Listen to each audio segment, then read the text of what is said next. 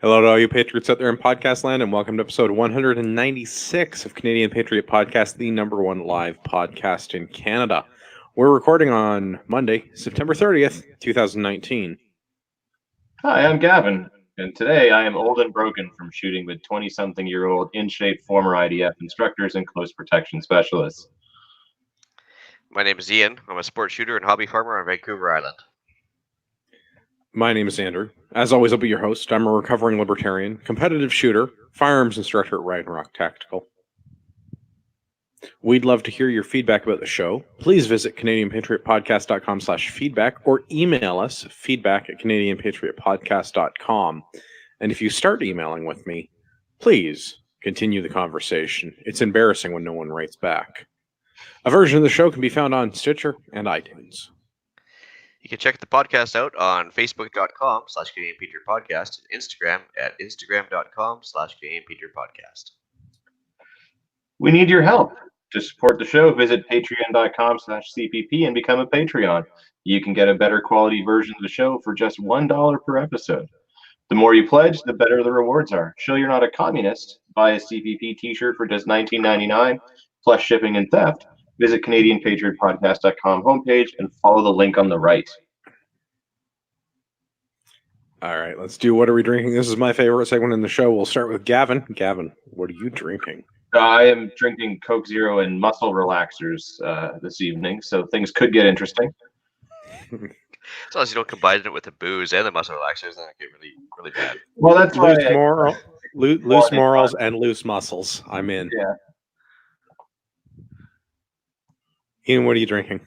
Well, I've got Corona with me today. I promised myself only one because of, it's a cheat day, but I don't want to go full hog on it. That's fair. One is independent of the size, right? That is correct. Excellent. I am drinking Irish Red Ale that I made in my garage because I make beer and it's tasty. Let's go into the news. We're going to start with a Sun article. This is old. I think we talked about it before, but I couldn't find it in old show notes. So I used the Google machine and I found it. This is related to something I brought up in episode 195. As a licensed law-abiding Canadian firearms owner, I don't lose my firearms. Neither do other licensed law-abiding firearms owners. There are exceptions. Occasionally guns get lost and more often guns get stolen, but we're not the government. So according to an access to information request from Dennis Young, between 2005 and 2019, various federal departments lost 640 firearms and 173 additional firearms were reported stolen. Maybe I missed it in the article there, but how many charges were laid for unsafe storage? I'm going to go with something approaching zero, like a number that's very close to zero. Huh. Like so close to zero that it might actually be none at all. Interesting. Yeah. Funny how that works. Because we talked about this briefly last week and I couldn't find the article, so I wanted to put it in that's the number. In basically a decade, the federal government and its various departments managed to lose 600 plus firearms, and I don't know what the number of guns that's been stolen from private Canadians is. It's very small, single digits, double digits maybe. The big thefts that I'm aware of have been from people breaking into gun stores and stealing them, not from individual collections. Yeah, that would be my understanding as well. But some interesting highlights in what was lost, though. I mean, on top of I do believe the grenade launcher fell off the back of the pickup truck, literally. But wasn't there a machine gun lost as well as regular patrol carbines? 13 submachine guns of various styles and types, but also a full auto C8. An assault carbine. Like a legit assault rifle. Well, that's a C8, so it's more like a carbine. It's like a small rifle, a baby rifle, if you will. A baby assault gun. Well. And just out of curiosity, so the people that are traditionally anti-gun and say that only certain people should have them and not civilians, those certain people are the ones that we're talking about that lose them? It's worth remembering that those people that feel that the government, the military, the police forces should have guns and we shouldn't are not anti-gun. They're actually very pro-gun. It's just that they're very pro certain people, like the federal government, having guns, and the rest of us being completely disarmed and required to follow the will of the federal government, whether we agree with them or not. So they're I'm okay very with much a fan people of. that lose them having them. Yes. The federal government has demonstrated an ability to frequently misplace actual machine guns, is somehow more entitled to have machine guns than I am. I, a person who's never actually lost a machine gun, or any other kind of gun for that matter. Is it interesting? There's a guy on CGN actually today that was mentioning that he was just coming back from a hunt. He had the actually carcass in the back of his truck. His bolt action hunting rifle was properly stored, trigger locked, out of sight, and lo and behold, he was inside getting gas, came back out, and rifle stolen. And car was locked. He was hesitant to report it because he knew it was going to happen, but he's trying to be the law-abiding citizen that he is, so he's reporting that firearms lost immediately. First thing to come his way, unsafe storage charge, without even like a hesitation. So it's amazing how they're actually encouraging him to not report it because he knows what's going to happen, but he did it anyway. I mean, how can they say that it was not stored correctly when the freaking thing isn't even there? Yeah, no, it's mind blowing. Like the broken window, the whole works on his truck, and it's just sad. And yet, it wasn't like it was a C8; it was a bolt action. Anyway. Yeah, Even a sniper rifle just needs to be on the back seat. High-powered sniper rifle. Sorry. So yeah, like if he did anything above literally just laying it on the back seat, he's done more than comply with the law. Yeah. Yeah. Drives me nuts. Yeah. All right, let's do another thing that's going to drive us nuts. This is in the St. Catharines Standard. It was truly terrifying. 6 injured in downtown St. Catharines shooting.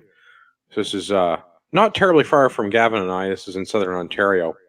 Niagara Regional Police are investigating a shooting that took place early Sunday morning outside of some stupid nightclub in downtown St. Catharines, further reinforcing my theory that nothing good happens after 1 in the morning. 6 people shot, 4 males, 2 females, and the suspects are described as black in his 20s and black of an unknown age. There's descriptions of the clothing. That's the important. So basically, we think that some black people shot 6 other people in St. Catharines. Naturally, we should take away guns in St. Catharines. Yeah. And they said it was honestly terrifying.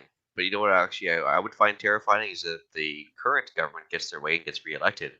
The only people that will have guns is the police and these people. That would be terrifying. What? Are you trying to say that these criminals that were committing crimes with illegal firearms wouldn't be impacted by changes to our gun laws? I'm serious. That would be a thing. I'm shocked. Just curious, like not to stereotype, but what do you think these people were doing with illegal drugs? A lot of drugs.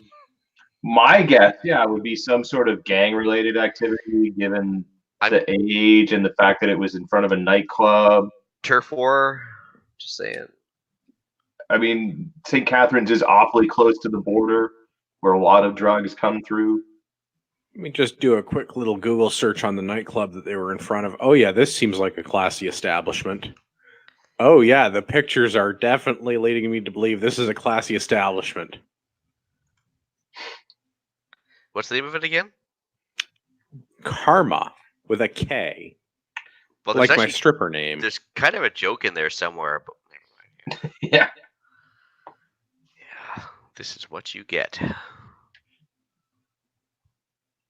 Yeah. So, yeah, gangbangers with illegal guns continue to gangbang with illegal guns.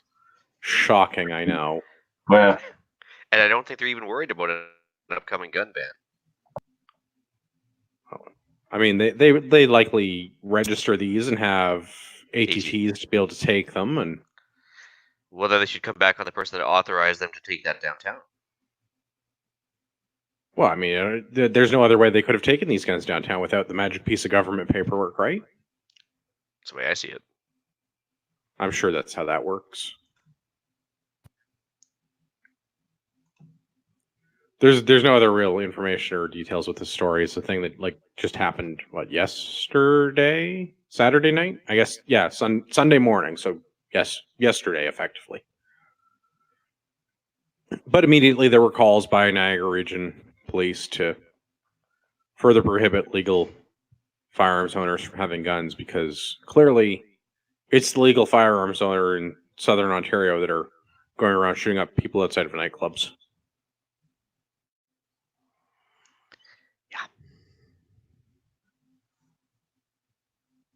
Yeah. The mayor is, of course, deeply troubled by the gun violence and will be in touch with the chief of police to make sure that their city is safe. But she did offer And thoughts and don't worry, prayers. well, I was just gonna say, don't worry that he made sure to mention his thoughts and prayers for the people that were injured. Which, I mean, not to make light of that sucks that people got shot, but also criminals being criminals. Maybe we need to do something about the criminal problem in Niagara. That would likely be more effective. Well, let's talk about things that won't be effective. We'll go on to the Toronto Star. Liberals pledge additional $250 million to fight gun violence. How about they just fight violence in general, not just gun violence? Vans can create violence, I understand too. Oh, I didn't include Incel Guy from Toronto in this week's episode, but we could talk about Incel Guy and his truck violence. Not 100% up to speed, but I feel like Gavin probably is. Not drawing any comparisons, but why is Gavin not in the show? There we go. Yeah, my connection crapped out, and then the new StreamYard thing, you got to add me back in. But yeah. Yes, but I've been drinking, and I don't look at that monitor. I look at the camera and the notes when I speak. Yeah, it happens. If I stare at the For camera, all of our audio listeners, you should definitely check out YouTube on Monday night. You can see our beautiful faces. Pretty faces? Yes. Yes. Yeah. But yeah, no. F that van guy. Well, he's just putting the Chads and Stacey's in their place. I mean, come on. Apparently, you're the only one that wants to F that van guy, Gavin. He tried once, I heard. That was it. Do you want to tell everybody about Van Guy? This was what? This was in the summertime in Toronto?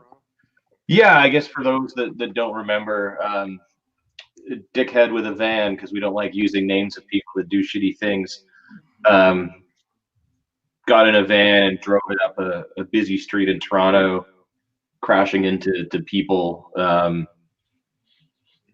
That was somewhere around 10 people, I think, maybe. I can't remember. I don't have the numbers off the top of my head, but then, eventually just stopped the van or stopped working, got out, and then proceeded to fake draw down on a police officer with his cell phone, screaming like, "Shoot me."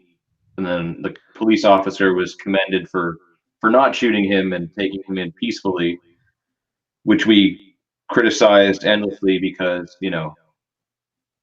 someone's looking like they're drawing on you, you should probably draw down on them too. Yeah, I mean, he was definitely trying suicide by cop.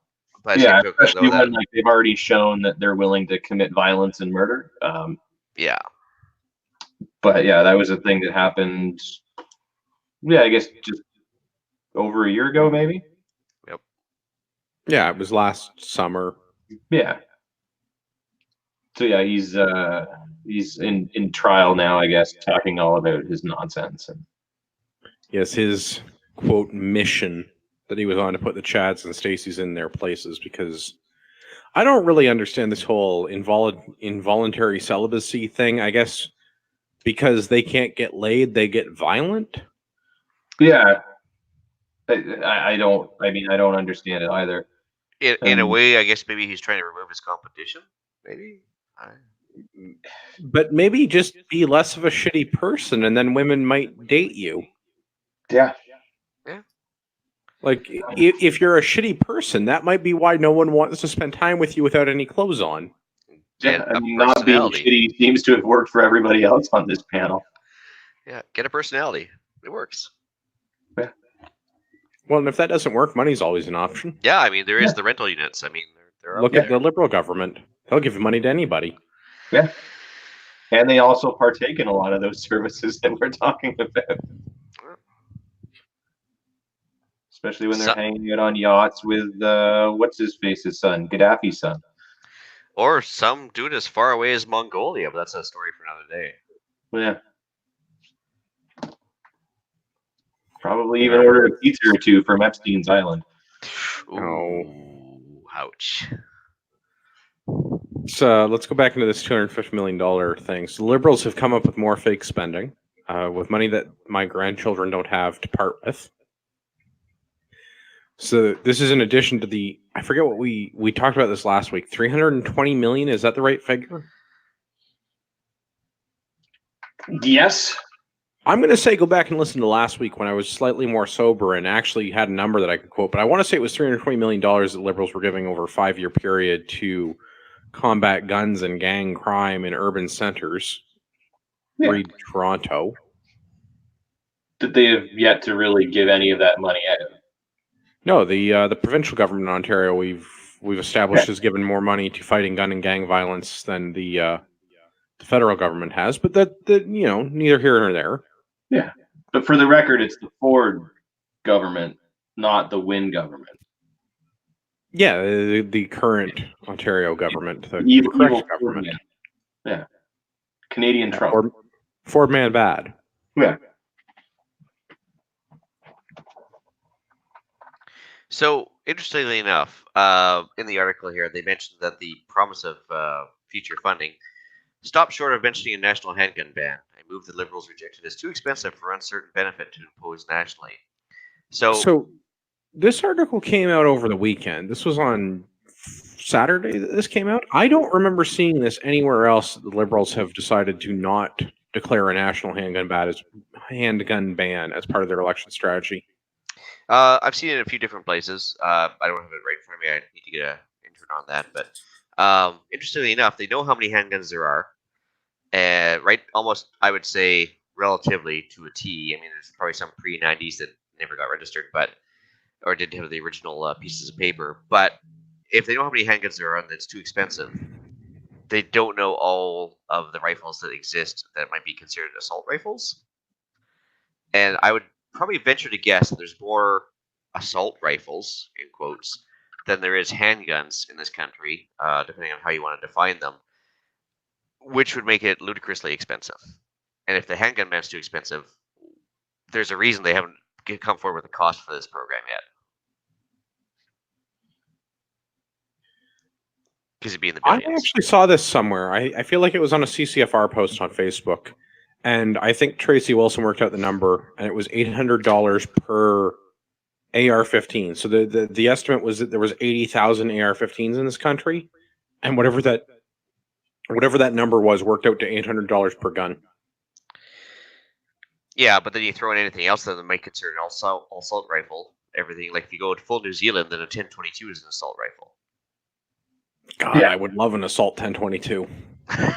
And so they would be shelling out in the billions for this program, and there's a reason they can't cost it right now. It would be an absolute disaster for their campaign. But I mean, it's just money, right? You can't take it with you. So they'll just print more or something like that, right?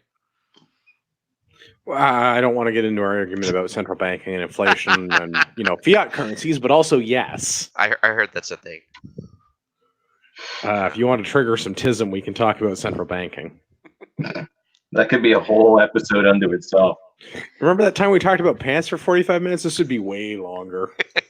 Well, I think we have to be way more interesting for people. If everybody could maybe pre-read the Jekyll Island book, like what's it called? The Devil from Jekyll Island? No, I can't remember. It's a story of when they started the Fed back in 1912. The Creature from Jekyll Island. That was it. Good book. Can't say that I've read it. It'll just make you angry.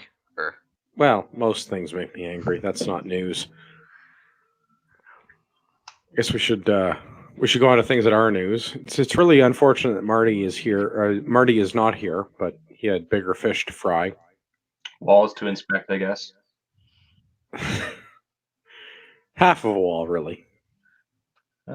I mean, those Dutch, they know how to build walls. That's true. National Post article. Imagine telling a lower income family you have $2,000, but you have to use it camping. So this is only part of the thing. We'll talk about the whole bursary to go camping in a moment.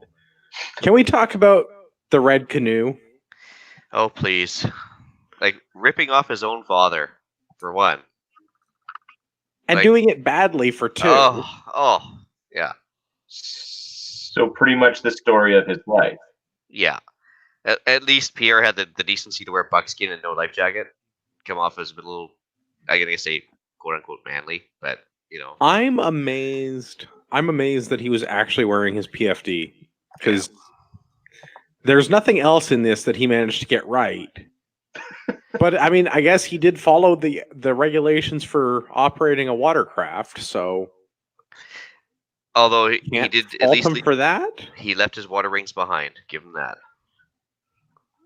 Yeah, He looks like a smug asshole in this photo, though. Like, I mean, he looks like a smug asshole in most photos, but but just that look on his face, just like it's almost like you could hear him thinking, like, this canoe is propelled by my own self-worth. Like, Nailed it. Exactly. if what this he's canoe thinking. was my Benz, I'd be home by now. yeah. Yeah. So the idiocy that surrounds the photos related to this photo op press conference, the announcement of we're going to give Canadians $2,000 bursaries to go camping for some reason. The photos all have him operating a canoe backwards. And how do you operate a canoe backwards, you may ask? Well, canoes have a front and a back, just like any other boat. And while they do look similar, there is a distinct front and back end of it, and it works better one way than the other. Yeah. Our fearless leader has operated his canoe backwards. Not that it won't work, it's just kind of like balancing the budget. It's one of those things that works better if you actually do it the right way. I mean, it's not going to balance itself. It's not going to balance itself, which we can talk about, but that's much like a canoe doesn't balance itself. Oh, this guy. So let's talk about this $2,000, because I find this absolutely insane. We're losing. I don't know what you guys. Gavin is probably lucky in that his tax shelter is more profitable than mine. I lose like 40% of my income to our federal government, well, to various levels of government. Yep. Shouldn't blame the feds entirely, but I lose like 40% of the money that I earn in my labor to various levels of government to redistribute it. And apparently the federal government is going to give $2,000 travel bursaries for people to go camping. But only in certain spots. I simply can't even. But the good news is you can take rail to get there. And I'm sure that... Well, except that you can't. Because look at the places that they're encouraging you to go camping. These are all federal parks, if I'm not mistaken. Killarney, Banff, Grossmoor, Cape Breton Highlands. Like, these are all like federal managed properties. They've managed to partner with Via Rail to take your average Canadian to these places to go camping. Via Rail goes to almost none of these places. Yeah, not to mention, imagine showing up to Via Rail with like sleeping bags, tents, various paraphernalia, blinking rifles, everything else. I don't think they're going to let you on board with all your camping gear. Propane tanks, stoves, Well, even so, you've got to, I guess this is meant for like inner city people that don't get to see the outdoors and encourage them to go and do the outdoors. So somebody in Toronto packs up all of their crap, urban hikes all the way to the Via Rail station, puts all their stuff on the train, takes the train to the few places they can via this, and then camps. Like, it sounds ridiculous. Who's going to go through all of that to go camping? Nobody. But it sounds good. It does sound good, and I would like my $2,000, so I will be writing some sort of receipt for a new campground that'll be opening in my neighborhood, i.e., my backyard, to get my $2,000 bursary. Because this is absurd. Yeah. I'm pretty sure that Ragnarok Tactical needs a camp anyways.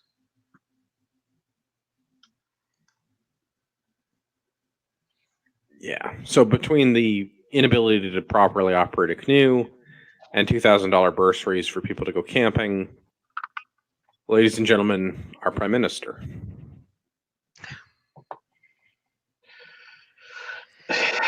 This is retarded and does nothing for the people that it's supposed to do something for.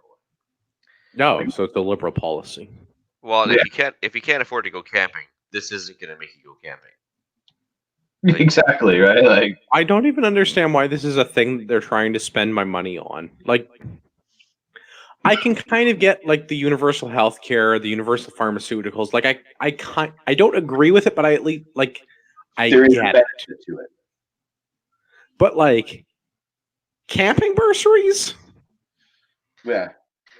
At least the sporting one that was around before had some merit to it, like because you could use it pretty much anywhere, right? Well, yeah, and like, But just stop charging me so many tax dollars, and I could afford to go camping. That or would just be... choose to if do you what you want want. to do with the extra 2,000. yeah, More like a free society. yeah, or No. You may only go camping. That's the... Be a good little communist and camp as they tell you to. So the Central Committee has designated these camping sites as where you will go camping. So enjoy. or just do like a tax break for people that send their kids to any sort of sporting thing. Under the guise of central planning, are these like parks suffering from like a lack of attendance or something, or is like why do they pick these parks? I wonder. It's just they just choose one from every area of Canada. Who knows, man? Yeah, anyway, it's just I think just pulled a name out of a hat. Well, let's do another thing with the who knows. This is on the CBC. Monk debate cancels foreign policy events because Trudeau won't attend. That's right. One of the most popular debates for our federal election is being canceled because the current head of our government the current leader of our government, capital G, head of our government is actually the Governor General, the Queen's representative in Canada. The head of the Liberal Party has declined. That's why I'm getting the government, big G, Liberal Party being the party that's formed the government, big G, has declined to participate in the Monk debates. So this is our foreign policy debate. This is one of the larger, more well-watched, best attended debates that we have as we run up to an election. And Mr. Trudeau can't be bothered to make an appearance. You would think the man would want to be on TV. Well, not for his own bloodbath. Well, and it's also probably because like Butts couldn't meet with the moderator of that debate for drinks to Well, that's a thing worth mentioning. Tell us more about that news story that dropped today. Yeah, I guess Jerry Butts, as he was known when he was not in the good graces of the Liberal Party, was found out by, I guess, of all things, the Huffington Post for going out for drinks with a supposed journalist that is supposed to be the one that is moderating the next set of debates that are coming up. So that's kind of weird and not okay. It's highly irregular, but we probably shouldn't spy on these people. Oh wait, they met in a public place. Yeah, they're people that are known in a public place meeting and doing things. They're going to get recognized and no privacy to be expected in a public place. I don't know. Just don't do shady things and you won't get caught doing shady things. I don't think our government does any shady things. I mean, SNC Lavalin, Judy Wilson-Raybould, all of our procurement for the military. Our government doesn't do that much shady stuff. Yeah, vacationing on places they're not supposed to vacation. Are we talking about Epstein or Aga Khan? Pick your Caribbean island. I get these islands confused, I'm sure it's the same kind of party at both. Oh. Well, I think I basically, want to laugh, but it's not funny. yeah, I just don't think that was worth it for them. I mean, the amount of bad press he'd get for not showing up versus the bad press he'd get for showing up, I'd say it's the lesser of two evils because he knew damn well that he was going to get just devastated over this. I mean, Yeah, foreign policy is not the man's strong suit, so I could see him going into this debate and just getting his ass kicked. Yeah, Well, but I he mean- can talk about all the money he's going to give away to all of these other foreign countries. That's his. Well- That's his foreign policy. Give them more money to put up more billboards to tell people to stop pooping on the beach. yeah, well, completely ignoring the poverty issues at home. But Yeah. all it would take is somebody to mention Bollywood dancing or Mr. Dress Up or anything else, and he would just be Well, devastated. yeah, maybe that was the reason he didn't show. He didn't know which foreign outfit to wear. Yeah, He exactly. couldn't decide.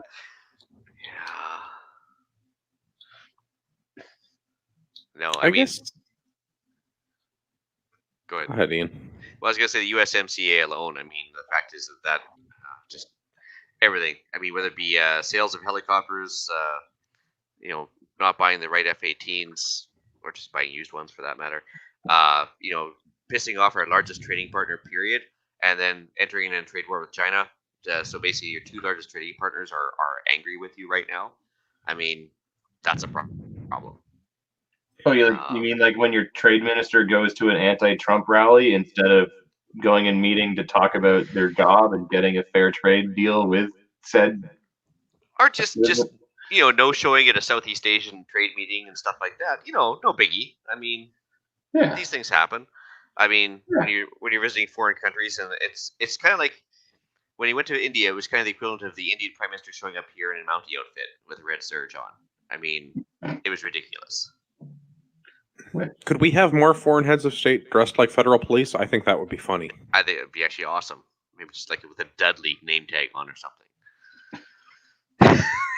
or Sergeant Preston, one of the two. I don't know. Or just like blue jeans and red flannel and toques and axes and stuff, just walking around. Yeah, kind of awkward there, bud.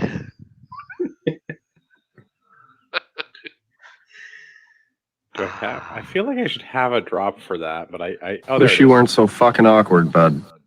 There it is. I was hoping you might have had that one. Yeah, but I mean, we all know why he did it, but like, still, like, if you can't be bothered to show up to the fucking debates, then what's the point of fucking running? Well, I think it boils down to arrogance. Like, he's so sure that he's got this election in the bag that basically he can take a little negative press for not showing up and still win. I mean, I can see that argument, but I feel like the handlers in this case were like, "Yep, no, you're not allowed to do this. You can't speak in public without a script." It's not scripted, yeah. So he'd be toast. Yeah, but I mean, before you could say anything of substance or anything that stupid, his time would have been eaten up by umming and awing and.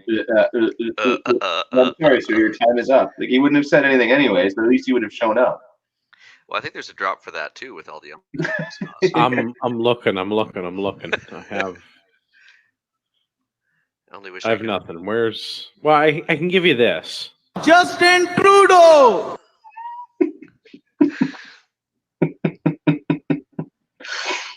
That's still probably my favorite drop of all time.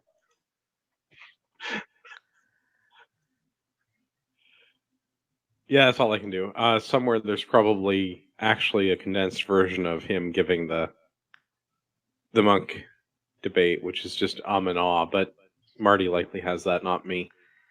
Well, you'll have it in 30 seconds, but.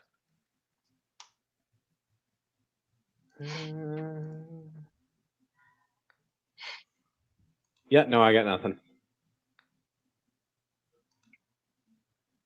Yeah, I got nothing. Somewhere there's a drop for that. But it's not handy. Yeah, like good old days. Well, this is what happens when somebody goes on vacation, Marty. Let's do another one. So also in the CBC, Liberals to boost spending on drinking. Liberals to boost spending and extend deficits while taxing luxury goods and internet giants. No CBC, no, they're not. taxing me more to make purchases on Amazon and Apple is not actually taxing Amazon and Apple.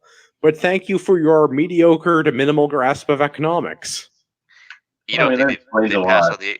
Do you think they'd pass on the increased cost to the end consumer? No. Seriously? Major global homo corporations passing on cost to end users? This is unheard of.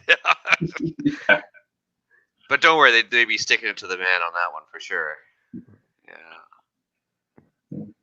But the worst part is people actually do fall for this, right? They see that as like a strike for the common man, right? Yeah, Sure. I don't know.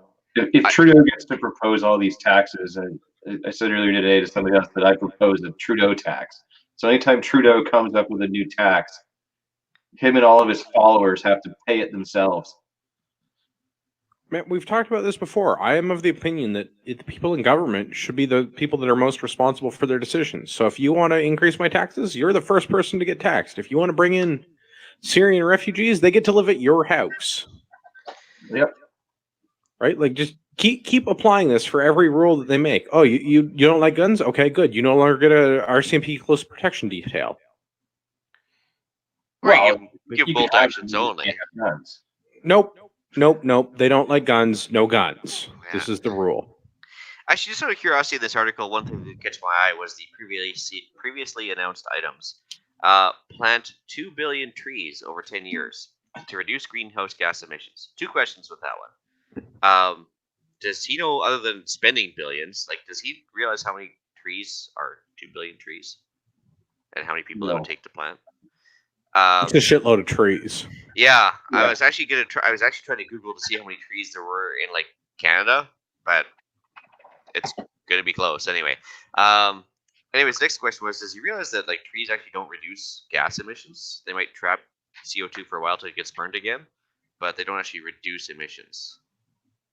Anyway, neither here nor I'm there. guessing that given he doesn't understand simple economics, he probably doesn't understand more complex things like how the environment works. And I have even better news. This article mentions a $21 billion deficit in 2024.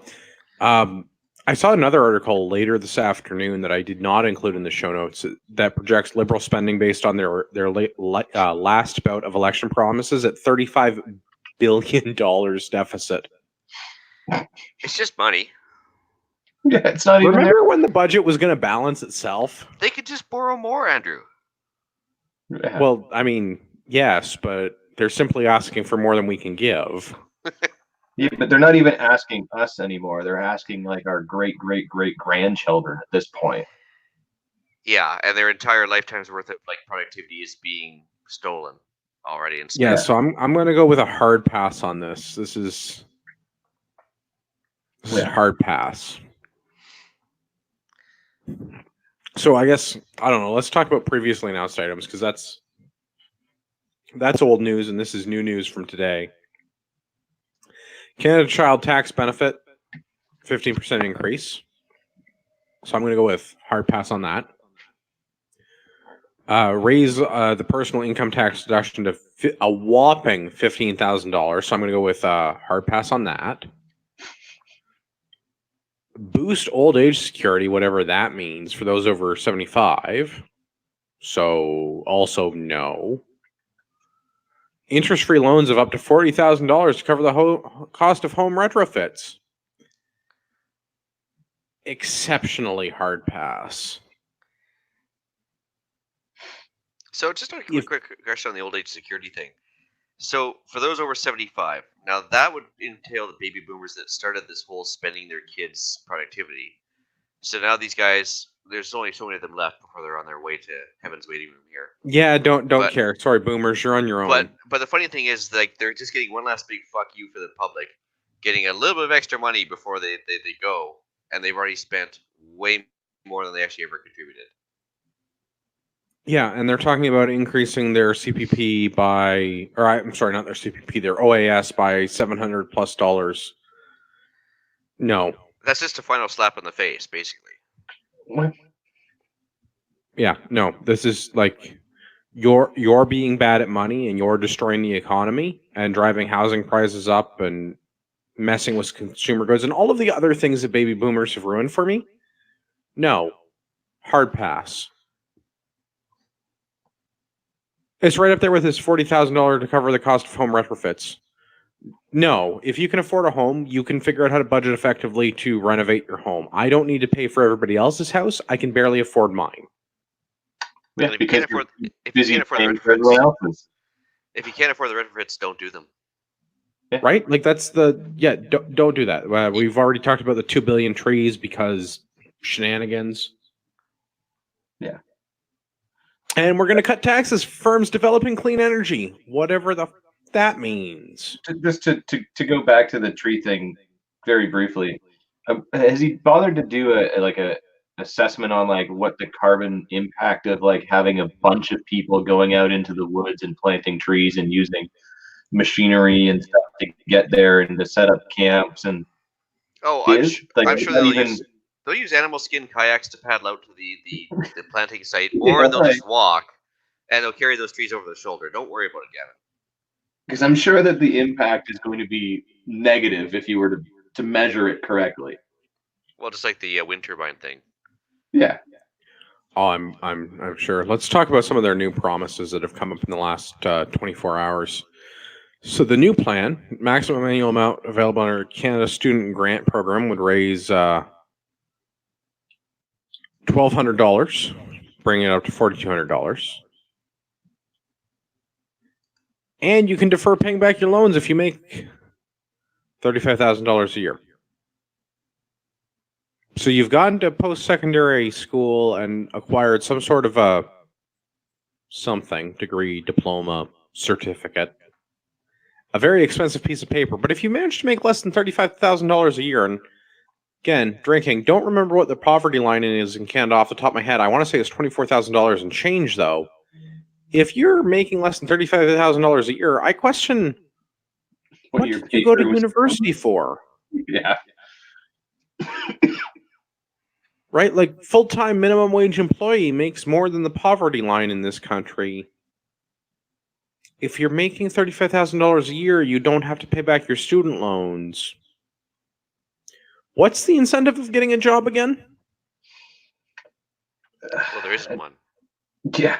I Well, guess that's so. You rather my point, though. pay taxes to fund asinine projects. Those giant rubber ducks don't build themselves. It's true. That's true. All right, so let's do this. So there's also the tax on digital giants and luxury goods. To raise new revenue, the Liberals propose a 10% luxury tax.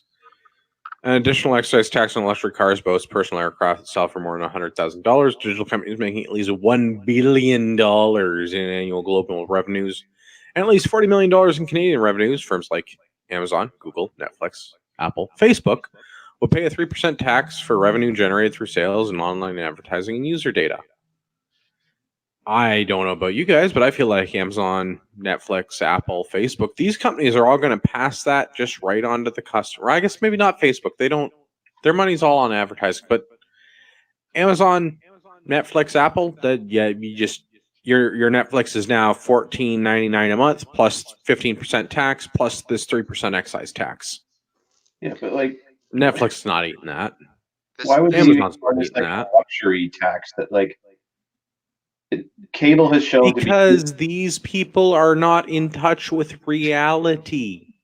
like cable has shown to be useless, so people have stopped buying cable. They now go and just get the internet and Netflix or Amazon Prime or whatever. You know what, though? I mean, like, I realize that we're a podcast and we're found on the internet and we use YouTube as one of our many methods of content distribution, but, like, just stop paying for the idiot box. Yeah, we haven't had it for like, well, a decade and a half at least. But I mean, just once, I would like to see the government, as election promise, stop trying to generate new revenue and just maybe get a hold of their spending for once. Because the government's never had a revenue problem. It's always been a spending problem. Stop giving away money by tweet. Stop giving money to the Clinton Foundation. You know, stop giving money to other countries. Focus on your own. I mean, it's not that hard to figure out. But instead, like, let's just, you know, basically get more out of the work donkeys and pass it on to random shit. It's gotta stop. This would mean the government would have to run the government like a business or like your own family budget, and I don't think the government has the fiscal responsibility to be able to do this. Any government, liberal, conservative, etc. I don't really. The government is not in the business of saving money. The government is in the business of giving my money to other people, and it doesn't really matter who's in power. The government is not there looking after our best interests. They're looking after the best interests of people that can barely feed and clothe themselves, because those are the people that are voting for these people. And I mean, like, we're going to be guilty of this too. When the conservatives don't form a minority government, because I still am of the opinion the liberals will form a minority at this election, we're likely to vote conservative because they're the least offensive option for, I think I speak for everyone on this panel, but correct me if I'm wrong, because they're the least likely to try and take away our lawfully owned property in this country. The government is not run like any other entity on this planet. If I ran a deficit for 4 years or 8 years or 16 years, eventually the bank is going to repossess my house.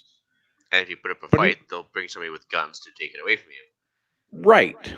But in this case, the people with the force are also the people that control the bank. Well, they're into the forced collectivism. I get that. I mean, the best thing to do would be to disenfranchise a great many people that don't contribute. Oh, we should violently disenfranchise a great many people. I'd be open to hear where we should start with that. Those who cannot conform to the rules of society? Getting a sweet fife and drum band together so that we can be playing that while the helicopters fire up. Again, like we've talked about this before on the show, and I mean, I think this was probably pre-Ian being a regular contributor, but like, there's a lot of models for government. This is the best model that we found so far, although I would still contend that monarchy is probably the least obnoxious form of government, because then they have skin in the game. But I think it's time we argued, actually. Let's argue for a sec. Democracy is gang rape. I mean, if you have 16 dudes standing around in a circle with one girl in the middle, and they decide to hold a vote on whether or not they should gang rape this girl, how do you think the vote's going to go? So, basically, who protects the rights of the minority at some point? At some point or another, you have to consider the rights of the person that's actually voting against that gang rape. And I mean, I'm not saying you should cater to every woman and G and G out there in society, as previous discussions ensued on our private chat. But democracy is just mob rule / gang rape. And sooner or later, there has to be some sort of compensating device, because if not, this is not the best system. As a matter of fact, like you mentioned, monarchies actually have a vested interest in continuing prosperity for future generations, because they want to have something to hand down to the next heir. I'm not saying monarchy is perfect either, especially if you watch Monty Python. But dear Lord, democracy at this point invariably leads to socialism. And I'm sorry to go on a rant, but basically you can vote your way into socialism, but you're only going to be able to shoot your way out. Did I say that out loud? No, it's okay. I mean, I think we're all fans of Hans Hermann Hoppe. Democracy is the god that failed. Yeah, I mean, the fact is that it's gone too far. The government which governs best governs least. Yeah. And really, monarchy is likely the least obnoxious form of government, because they're going to be directly responsible from the outcome of their decisions. The current government can spend $35 billion a year or whatever nonsense it is to get reelected, and they suffer no consequences, because in 4 years it'll be somebody else's problem. At least up until, I'd say, relatively recently, like 60, 70 years ago, there was a leader that said, the buck stops here at his desk. And he took personal responsibility for the success I or can failure. point to every Western country between 1960 and 1967. Every Western country has failed at this for one reason or another. And it doesn't matter if it's the Americans, the Canadians, the Brits, the Aussies. Like, for some reason, in that 10 years between 60 and 70, every Western democracy has failed for one reason or another, and they're all highly related. And it all has to do with the way the government's decided to change over to promote all of these social programs. The buck stopped being stopped. Yeah. Well, yeah, like you said, like there's no accountability, right? Like, so they spend all this money in the re-election thing, and like if they win, then great, money well spent. If they lose, not their problem, like you said. So like, what does it matter? They'll just spend it, because either it works and they'll get reelected, or they don't. And well, yeah, it's these guys' problem, and we'll just blame it on them. Well, we're seeing a microcosm of that in Ontario now. Ford is being blamed for all of these spending cuts. Ford is not cutting spending because he's a mean monster like the left will have you believe. I mean, maybe he is a mean monster. I don't particularly like him, and I don't agree with a lot of the policies. But the liberal spending over the last 10 years in Ontario needs to be stopped. We can't keep wasting money on all of the various programs. It doesn't matter which particular program, whether it's the bloated healthcare system where 40% of the healthcare dollars go towards administration, or it doesn't matter if it's the bloated education system where, oh my God, we're going from 28 to 30 students in a classroom and this is literally the end of the world. Like, we need to stop spending money that my great-grandchildren don't have. Well, back to the brutal analogy that I had before. I mean, as a high income earner, a person can feel like they're the person in the middle of that circle being decided on whether or not they're going to gang rape you. And the first couple times you can maybe shrug it off, but after a while you kind of get sick and tired of getting gang raped just to soothe the masses or the majority. There's two options: you can leave or you can fight back. Society's at that point now where I think they're sick and tired of just taking it dry. I don't think we're there yet. I mean, there are people probably on this panel that are sick of it, but I don't think that the average Canadian is sick enough of it. And I think by the time that they can't feed their children and they become aware of the problem, it's going to be too late. We talked about this early in the podcast, like in the first 100 episodes, maybe, that I think Tyler was the one that said it. That the average Canadian is not suffering enough. They can still feed their children, and up until the day they can't, they're not going to be concerned. Well, by the time they are concerned, a la It's too late. Venezuela, yeah, they've got nothing left to do. I mean, you look at Venezuela and and to fight back. well, every quote unquote democracy, Venezuela, the UK, whatever, it's a slow, steady progression towards tyranny. And you look at various stages.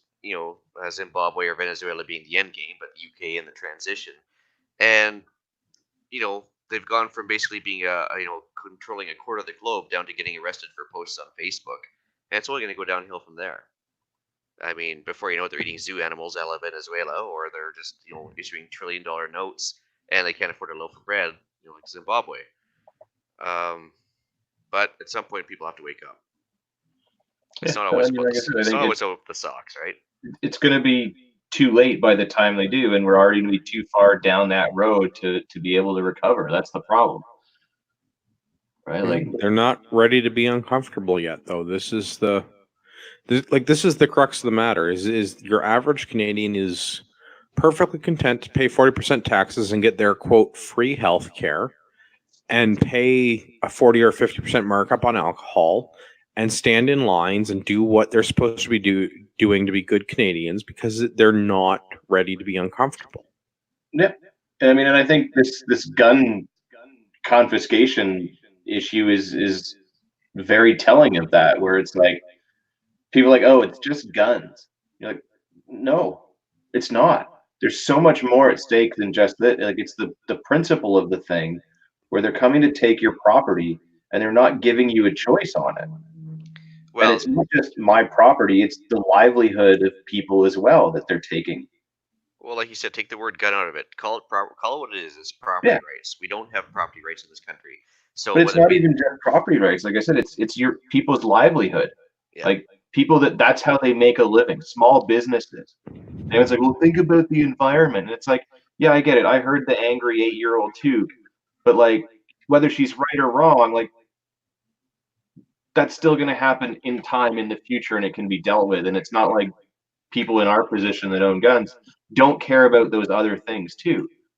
But when you've got someone coming for a shit ton of your private property and you don't have a choice in it because, like you said, it's gang rape and they're all voting against you, how do you think people are going to react?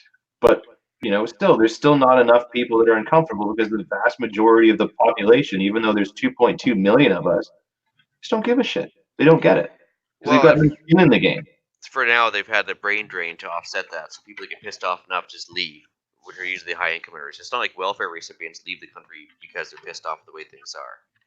So, for the past 15, 20 years, we've had a steady trickle of people leaving the country. Maybe it'll become a flood one day. And then, if the high income earners that are providing the most of the tax revenue do leave, then what? I mean, Zoo animals for everyone. if the Liberals win, I'd be lying if I said I haven't debated moving to the U.S. Like, I'm not giving up my private property. I also don't want to give up the idea of being Canadian. I like the concept of being a Canadian. But I also don't like our government. I don't like any government really that I've lived under in this country. But I think the thing is that you and I probably all have the same, I guess, concept of being Canadian, which is that Canadian identity that Trudeau says doesn't exist, but was actually founded when Canada was this is part of why I find the Liberal policy repugnant. Is I don't agree with this. Is that we don't have a core identity. We do. I think we have a core identity, but I also don't live in Toronto or Vancouver. Yeah. So maybe the rest of the country does have a core identity, and it's these large urban centers that are incredibly red when we look at the election map that are the,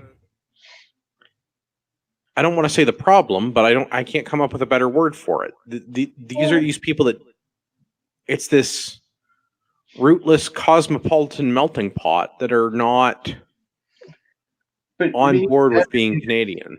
It's I don't know, as someone that's lived in very close proximity to Toronto their entire life, I wouldn't disagree in that, like, it doesn't really have the same core identity that the rest of the sort of smaller areas or less, densely populated areas have. But like, there's still a Canadian identity that is what's drawing people to this country. Not just the free stuff, because they could go to several places for the free stuff, but they're coming here because there's at least something about the Canadian identity that appeals to them. So there's got to be something to it, and I think at least I have this feeling that our Canadian identity was founded back when we were great and we went to war and did all of the things and truly solidified ourselves on the world stage as a nation. I don't even know if it has to do with going to war. I mean, yes, we were the shock troops of World War II, and we can point to a lot of military victories that we've had in service of Crown and Dominion. But I don't. But it was that time frame that I think that think it's earlier than that, though. I really think that World War I, World War II was the end of Canada. That was prior to that. We had that pioneering entrepreneurial spirit as a country, as a people, where we would go and we would forge the wilderness into what we wanted it to be. Well, actually, I would even take it a step further. Okay, so it's kind of like progressively gone in a wave westward, right? So after World War I, World War II, World War I, you had the conscription debate in Quebec because it was basically a civilized, section of the country. But as you went further west, it was still on the frontier mentality, right? Like when my mother and her family immigrated from Germany post-war, they actually planted themselves down on a completely wild set of land in Saskatchewan, worked into farmland, and still that frontier thing going. My dad was a Mountie in the frontier towns. My job took me to frontier towns that literally was the end of the Canadian civilization. There's nothing beyond it. That was it. So we're still kind of going through that frontier mentality in the West, but the East is definitely more established. And you compare downtown Toronto to what's going on in, say, extreme Western Alberta or extreme Northwest Territories. Different world completely. And that's, I think, more Canadian identity is still established as you work your way west, further on. My thoughts anyway. No, I think I agree with that in a in a general sense. I mean, there are things that we're not all going to be on the same page about, not all agree with. But I think that the Great Wars were the end of Canadian history, the way that we want Canada to have been, with that Western mentality of like forging a new country and finishing building an empire. I don't know if that's the right word. Yeah. You know what I mean? I think it's the right concept, anyways. Yeah. But plumping up cities with more people is not the way to establish a Canadian identity. Well, No. and that's the thing. Like, Toronto is nothing special. I have worked in all sorts of major cities all over North America. I don't travel the rest of the world, but one North American city is interchangeable for the next, in my opinion. It's all the same chain restaurants and fast food franchises, and there is nothing significantly different between Toronto and Vancouver, or New York and LA, and San Francisco and Dallas. They're all variations on the same theme, but the same is not true of every small town all over this country.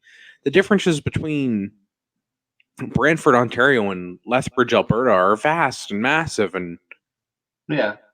Although, I mean, if you compare the amount of poo on the streets in San Francisco versus, say, Toronto, there's a huge difference. roughly similar, yes. Otherwise, they're Separated more only or by less interchangeable. Yeah. separated only by time and a few policies. That's all. Yeah. Just give it time. Probably true. Yeah. But yeah, otherwise, yeah, you could pretty much be in any major city, and I mean, if you remove the telltale landmarks like the CN Tower, or, other things That's like what I mean. that. Like the CN Tower, or what's the thing in Vancouver there, Ian? I'm not. BC Place. What are you talking about? Yeah, BC. That'll work. Like there, aside from like massive landmarks, the cities are more or less interchangeable. They're hard to navigate. The transit systems suck. They're poorly laid out. The people in them are awful. Yeah. I would much rather go to a small town in BC, or a small town in southern Ontario, or Saint Jean, Quebec, or Trois-Rivières, or some other small place, and experience actual Canadian culture. Yeah.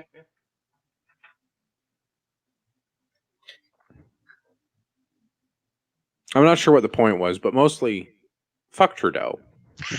Agreed. In Which summary, hopefully, at least for the next little while, becomes our core Canadian identity. Right, I think you're right. That's what we were talking about, core Canadian identity, which we don't have because Confederation is broken. This was a marriage of convenience, and it was not a good idea. We did not make a good choice here. Confederation didn't work. We shouldn't have done it. well, we've got an ungovernable, set of geography right now. There's just too many opposing views and goals and everything else now. That just doesn't work. You can't please everybody. When you try to please everybody, who are you going to please? Like nobody. Nobody. Right? And that's not a failing of Confederacy. That's that. I think you'd have a stronger country if you merged all the maritime provinces and had made them a separate country, and so on, because they have a common set of goals, industry, common culture, twang of their language, whatever. I mean, I'm just saying, you'd actually have a more solidified country and something like that than you would as part of Canada, right?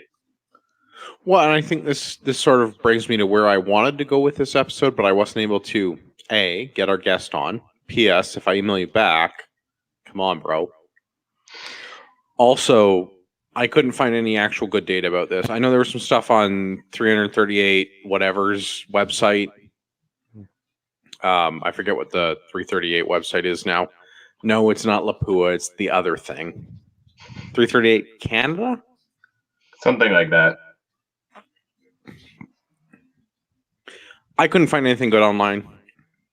But I wanted to talk about the vote splitting thing briefly before we wrap the show up. Which is I couldn't find any details. There were, and I mean, I did receive a Facebook message from one of our listeners asking us to talk about vote splitting and strategic voting.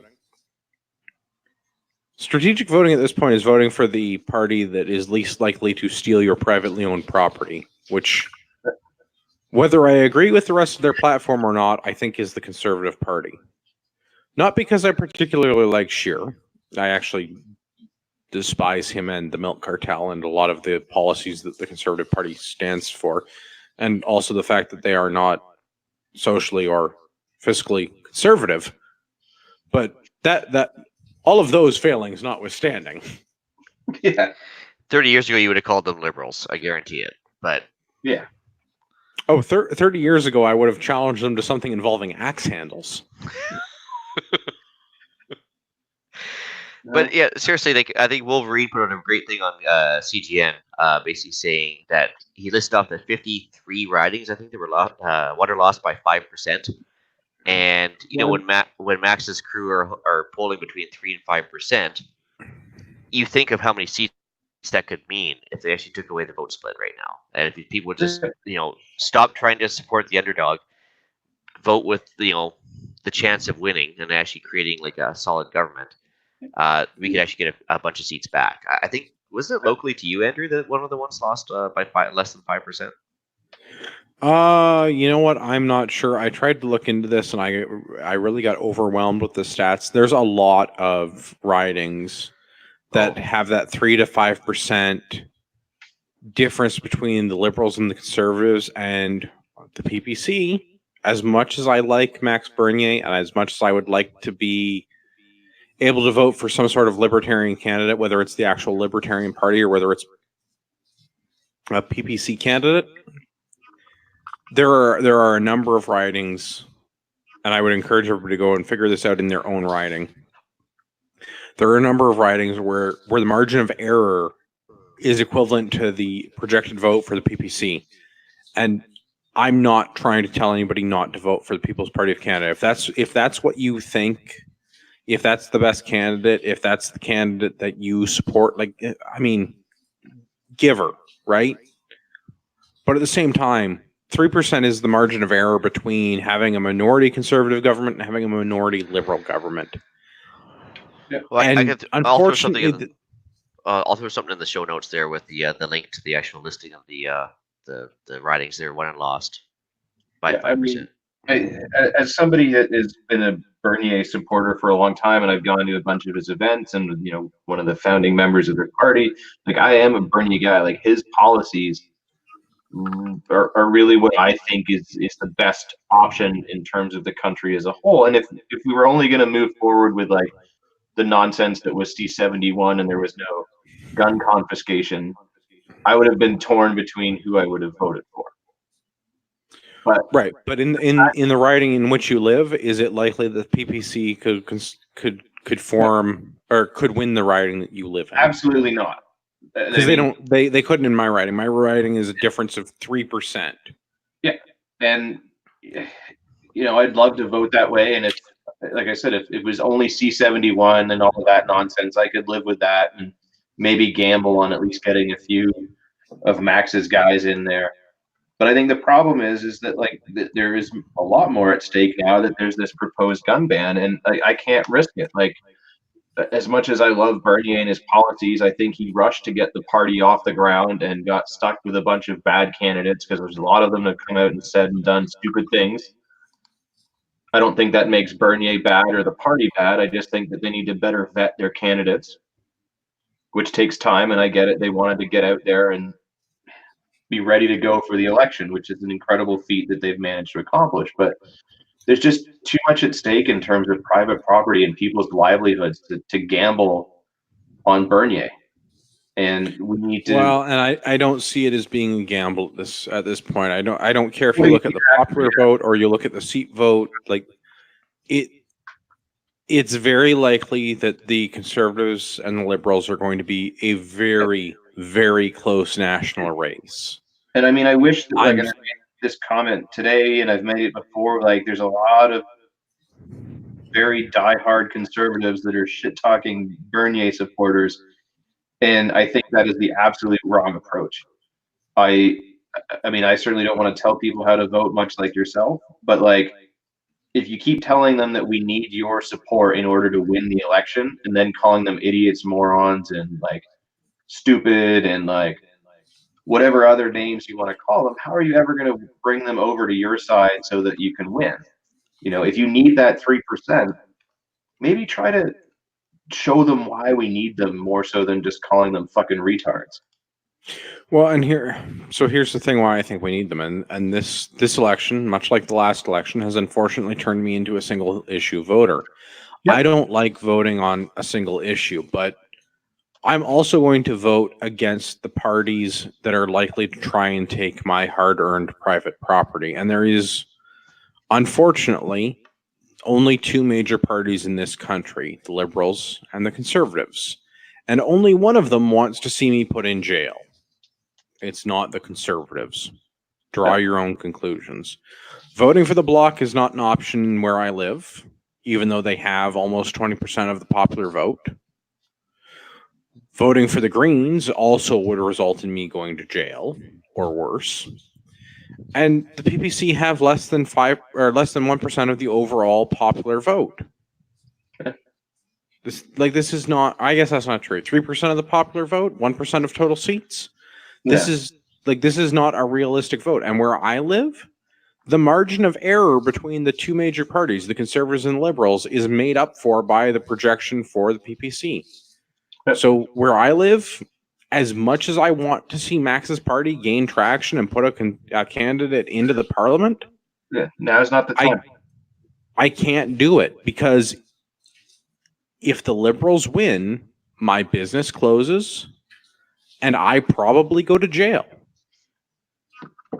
And it's actually, this hits home for me too, because mine is actually one of the ridings that is going to be won or lost by 5%. And so, where I've had a few friends that just weren't going to bother because they figured they're just going to be lost to the Greens and Liberals, there's a chance. So if actually everybody gets off their duff and, just votes as they should, there is a chance you could actually see some positive results. Well, votes as they should is strong, but I mean, this is the thing. It's like there are parties that want to see me executed or forced into jail or whatever other things the Greens and the NDP want from me. There's Liberals that want to take away my privately earned property, and there's the Conservatives who I generally don't agree with and don't get along with, but at least they don't want to have me executed. Yeah, you can work on the other stuff. Yeah, I mean, to me, it was as soon as that gun ban came out. I mean, it solidified my decision on who I was going to vote for, and hopefully, it did the same to everybody else that was on the fence. And I mean, for those of you that want to vote Bernier because you don't have guns and this doesn't affect you, I would highly recommend you reconsider that. Well, yeah, I'd like to see Bernier candidates, but it's not a feasible vote where I live. Yep. And with 2 to 3 million, gun owners in Canada, depending on if you go by licenses or actually estimated, I mean, it's going to affect them sooner or later. It might not affect them this election, but maybe next election. And so just nip it in the bud now. Yeah, I mean, I would really like to see a big blue wave come in like it did across the country provincially and crush the Liberals, and I would like to see them decimated to the point where they don't have official party status, so that they can see that it was done by us, the law-abiding gun owners, and then that will send a message to every other party that they should not mess with us because we will decimate you. That's what I'd like to see.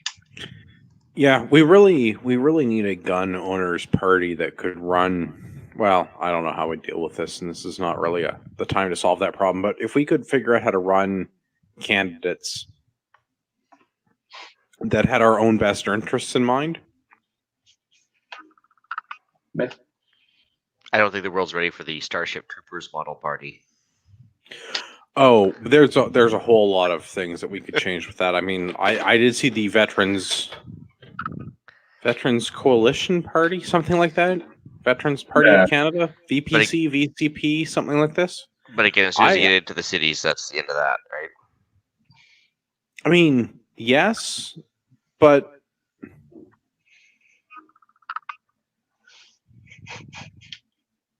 I don't know.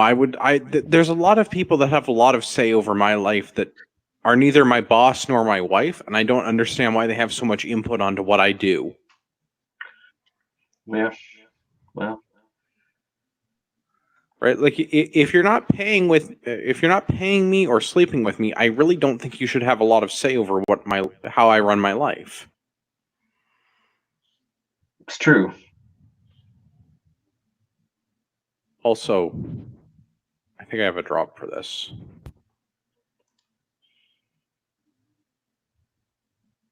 The solution is a Starship Troopers-like military model where you have to serve to get franchised. I agree with Tyler. Service leads to citizenship. Yep. I mean, again, I'm from Buenos Aires, and I say kill them all.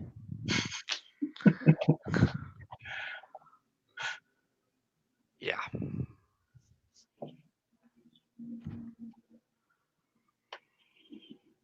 All right, so that was incredibly blackpilling for an end of an episode. Let's do some rapid fire feedback.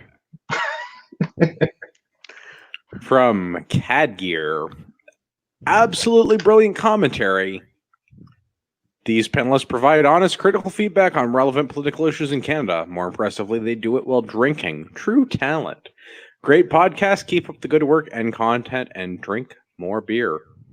Better advice could not be given. And I've taken that to heart. I am drinking. I've drunk all of my beer.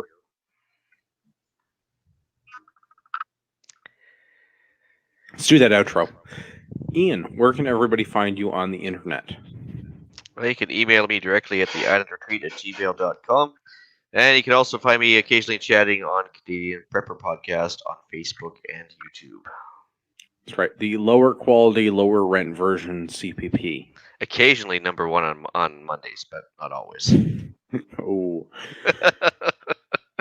I would say everybody knows we're the number one podcast, but Marty's audio was really, really bad last week. Gavin, where can everybody find you on the internet? Gavin? All right, Gavin just dropped off. Well, I gotta say, you can find it probably at urbex_GTA, right? That's all right? Yeah, urbex_GTA on Instagram. Yeah. Check out Gavin. He does cool things with cool people in cool places. If you need first aid supplies, whether you're planning to overthrow the government or driving to your local range, RagnarokTactical.ca, use the discount code Patriot at checkout.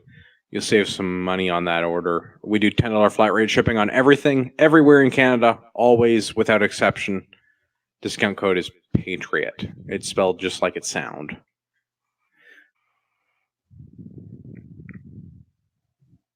I think that's it. Oh, there's a question on the YouTube. Where's Liberal Tim? Liberal Tim is busy dealing with family commitments. If you went to Liberal Tim's t-shirt site, Tim's Good T-shirts, and there were no t-shirts, you should get in touch with Tim's Good T-shirts on Facebook. I think that's the place to find him. If not, email the show, and I will make sure to get you in touch with Tim. I know Tim has done some custom orders, some big orders of t-shirts lately for some people in the firearms community.